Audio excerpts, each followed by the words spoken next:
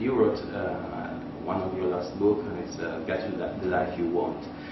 And one of the things I think it's more important probably for the people is to learn how to make their children get the life they want, the children want.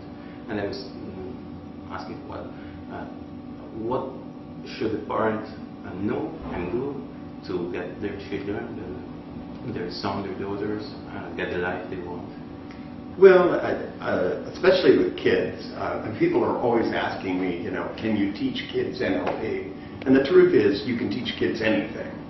And if when kids are young, you teach them how to turn their fear up and down, and how to make pictures that are big, that there are things they strive for, and how to take their fears and shrink them and put them away, and all of this stuff, it would become second nature.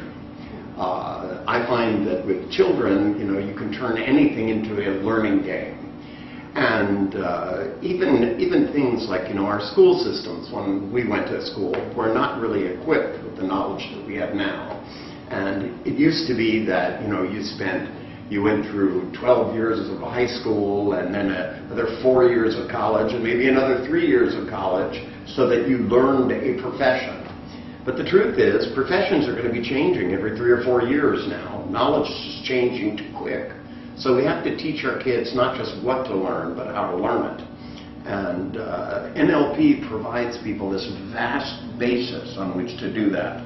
We can not only teach kids what words to spell, but how to spell them. We can not only tell kids to paint, we can teach them 20 different ways of being a painter. We can teach them what painters do inside their mind to get their ideas on paper. We can do the same thing with mathematics. And teaching kids how to become learners and how to think about learners is probably one of the most important things that parents can do. That, that if we teach them that learning is fun and reading is important, we have amazing devices. My grandson has a thing called Leapfrog, where he takes a pencil and goes under the words, and the words speak to him. These are great training devices, but that's only one way to learn to read. And if you read like that, you can never read faster than you can move a pencil. So we have to, look at those as a tool that's a step, and then teach people how to literally look at the words and know once you understand them, you can make movies of what's in them in your head. You can speak through things and just pull out the good stuff. We need to give kids not just a way of doing things and measuring whether they did them right or not. That's what school was all about. Well, he can spell this word. He can add these numbers. You got it correct. We not only got it, that we need to teach people 10 ways of doing it, so that the idea isn't that there's a right and a wrong way, but that if you're clever, you can do it more than one way. And in fact, this is, because we're going to be building architects, and there's zillions of ways to conceive of building buildings.